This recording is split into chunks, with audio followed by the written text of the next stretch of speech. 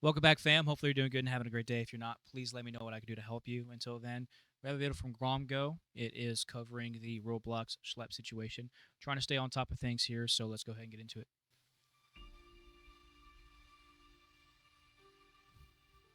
The Schlep vs Roblox situation has somehow gotten even more insane, and in the short time since my last video, basically just 12 hours, so much has happened that I don't even know where to start. First off, YouTube is silencing creators by completely banning the videos covering Wow, really?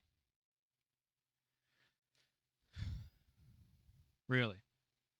in the Roblox situation, such as what happened to Ruben Sim earlier in the day. Roblox has started banning certain games after they released their official response, which proves they knew something about these problems long before but chose to do nothing about it. And to top it all off, Roblox's very own chief safety officer, Matt Kaufman, has been caught joining condo games on the platform, and there's a lot of evidence that shows he took Dude, if this is happening at the top levels, you absolutely know that the CEO is involved in something, allegedly.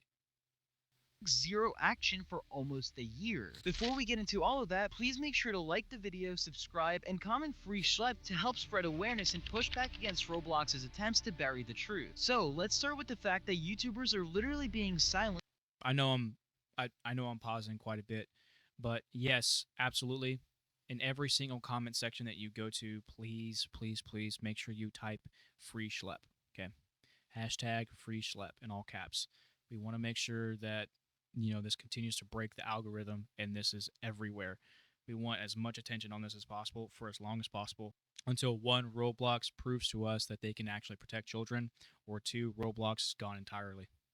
For speaking out about this. Just recently, Ruben Sim posted a video exposing Roblox's inaction towards and within hours, YouTube took it down under their so-called child safety policy. And here's the insane part. This happened right after Google proudly announced a collaboration with Roblox to celebrate the platform hitting 1 trillion views on YouTube. Instead of silencing the like Roblox channels like Potamer, for example, which I'm hoping I don't have to explain his actions, the system is silencing the people exposing these people and the injustice that follows. And this isn't even new. Roblox has a history of brushing cases completely under the rug, because one part of Roblox's history that they never want to talk about, and something Ruben Sim actually highlighted in his video that was wiped, is the case of Arnold Castillo, better known as Dr. O'Fatneck. Castillo wasn't just some random person. He was a Roblox developer whose Sonic game racked up nearly 90 million visits and earned him thousands of dollars. Meanwhile, he was underage girls across Roblox and Discord. According to federal records, he manipulated a 15-year-old girl, convinced her that they were in a relationship, and even paid an Uber driver $1,000 to transport her across state lines to his home in New Jersey, where he did disgusting things. In 2023, he was sentenced to 15 years in prison, but here's the problem. People have been reporting Why? Why is it only 15? Look, guys, please call your local representatives. Encourage them to support Bill 393 for harsher punishments for these people. 15 years, the trauma that these victims have to deal with, some of them even for the rest of their lives. Long time ago, and I think I'll make a video about this, a full video about it actually. A long time ago, when I was about 12, I was preyed on, and I was exposed to a couple times, and I was left alone with this guy. And so, if this guy was any more bold than he was, I would have also, been raped. Thankfully, I wasn't, but I can definitely understand a little bit. Right, so that's something I haven't told you guys just yet, but I will in the future, because this is something that's incredibly embarrassing for me. And so I take this thing, I take this super seriously. This shouldn't happen to any kid. It shouldn't happen to anyone, but especially kids. him for years. Screenshots of him sending messages to minors were already circulating, yet Roblox left his game up, kept paying him through DevX, and only acted once the FBI got involved. That alone destroys their entire safety-first narrative. Roblox had his identity through DevX, they had community reports, they even had every reason to step in sooner, but they chose not to. And this is where the hypocrisy becomes impossible to ignore. When someone like Schlep uses decoy accounts to catch Roblox refuses to ban, he gets punished, but when one of their own developers was literally a minor, they protected him until law enforcement forced their hand. Roblox isn't prioritizing child safety, they're prioritizing their brand. And the proof is right in how they handle their games. Roblox suddenly started banning a wave of notorious games like Dollhouse Roleplay and Club Iris, games that have been hotspots for degenerate behavior for years. But they only banned them after they were publicly called out. If safety was really the priority, these games would have been gone long ago. Instead, Roblox ignored the problem until their reputation was on the line. But the most insane part is here. Free Draw, a game I've already covered before. For anyone who doesn't know, Free Draw is supposed to be a harmless art game, but instead its owner Nicole was exposed for drastically reducing punishments for players. Under her own rule, even people who draw in front of kids were given 1-month bans, with Nicole herself saying can change and defending their right to come back. She even protected her own girlfriend Jasper, who has a disturbing history of following accounts that openly post and commissioning.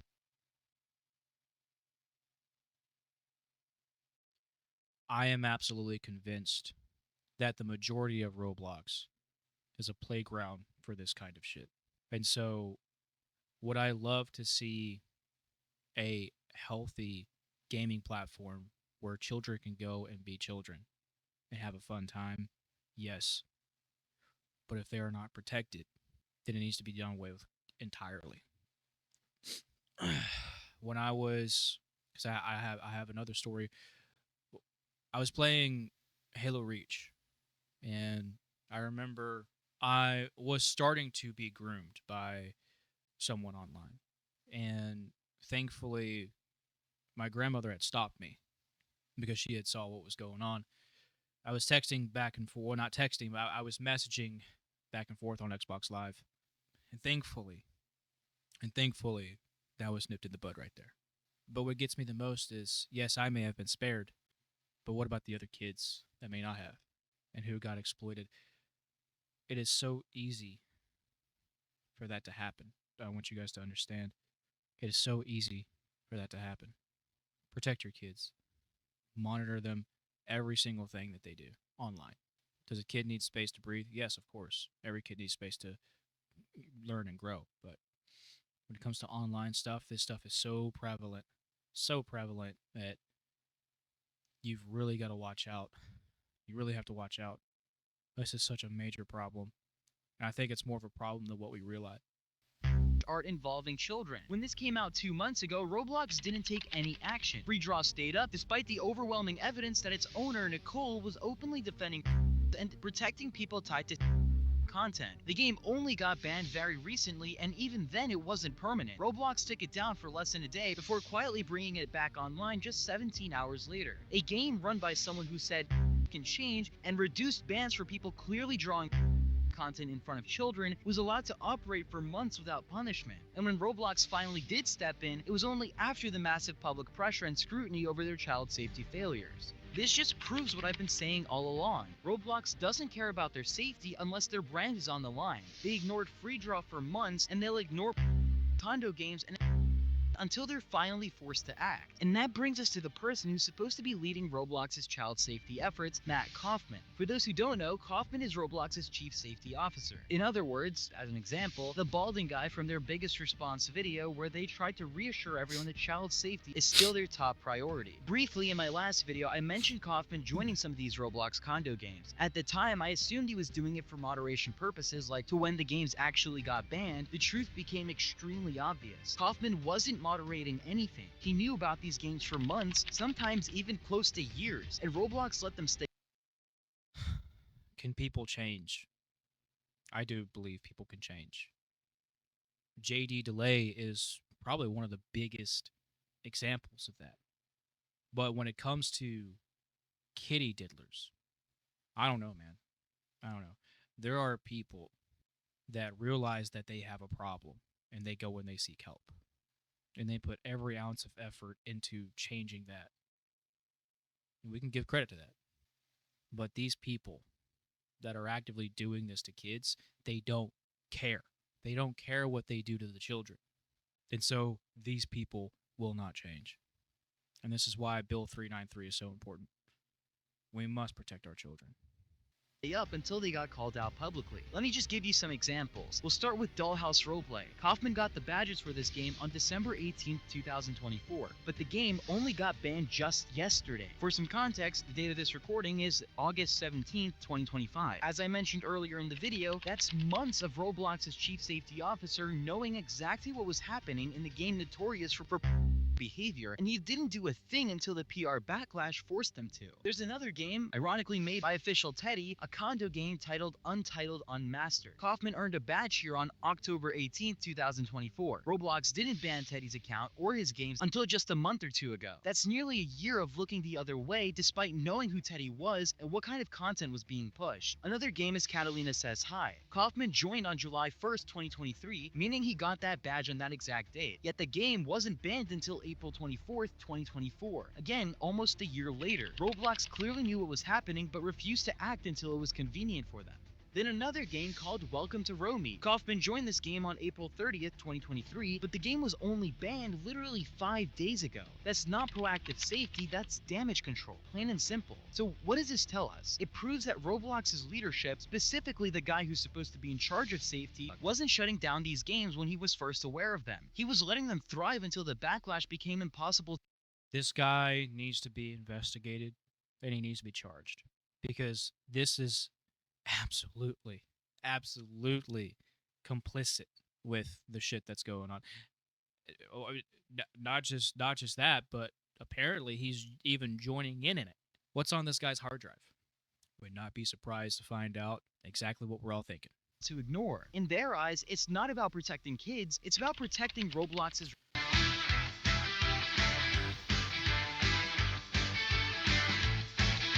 reputation. And honestly, the first step Roblox should be taking here is simple. Matt Kaufman needs to resign. If the chief safety officer, the guy at the very top of the chain, can spend over a year collecting badges in condo games without shutting them down, then clearly he doesn't know how to moderate anything. You can't call yourself the leader of child safety while letting thrive under your watch. But beyond Kaufman, Roblox as a whole has no excuse for how broken their moderation is. They keep acting like this is some impossible platform when in reality there are basic, obvious solutions that they refuse to implement. In fact, just recently they bragged about listening to the community when people point out unsafe content. That's fine, but that's reactive. If you actually cared about protecting kids, you'd focus on being preventative. Here's what Roblox could do tomorrow if they wanted. Add an automated filter that scans every single game title before it's published. Even better, scan what's inside the game, the models, assets, chat scripts, before it even hits the front page. Right now, a condo game could be published in seconds, and we're actually seeing that right now if you search up XYZ on Roblox. You'll see. But that's not going to happen because they don't make money from it. Doing the right thing here in America today does not make money. And so that's what these fucking monsters are more worried about.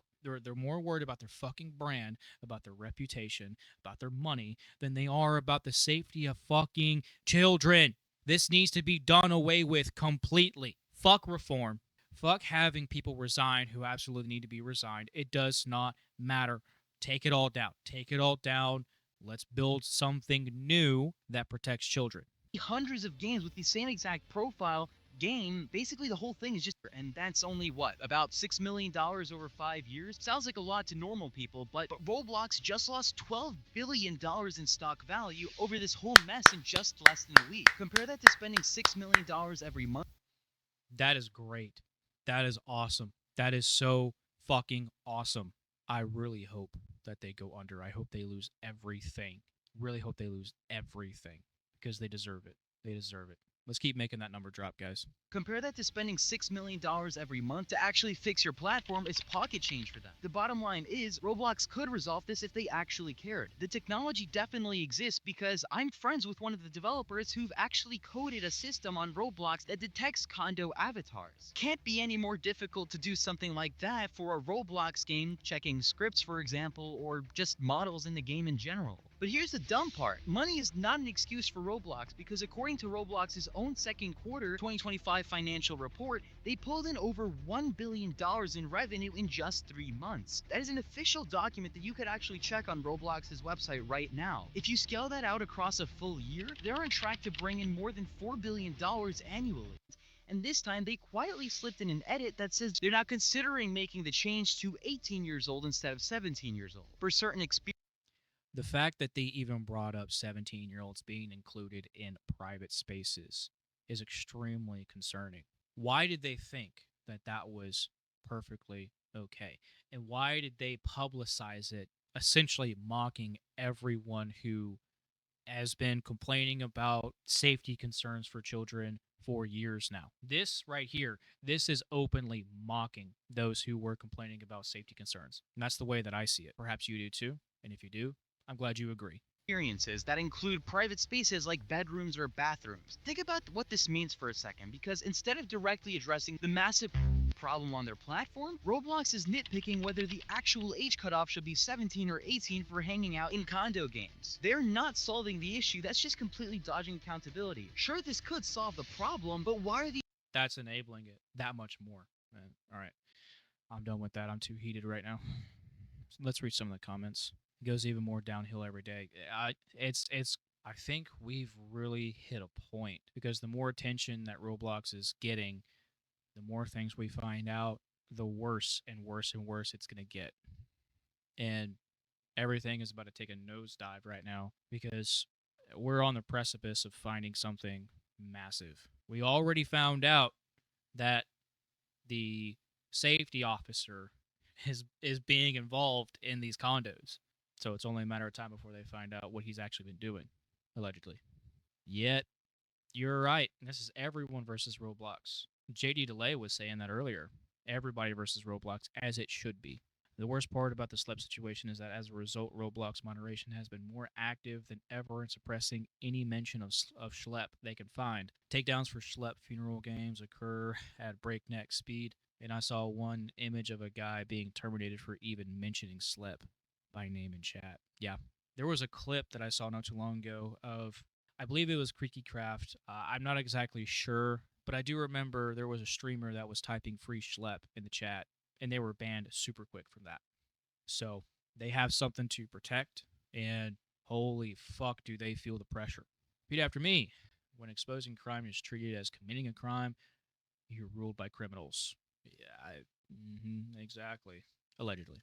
This company needs to be sued into oblivion, man. This thing needs to be no more. What the fuck, dude? We will read one more. Bro, we need to rebuild Roblox's players. We need to take over. We need to rebuild other people's mistakes. We need to rebuild other people's mistakes. Interesting choice of words there.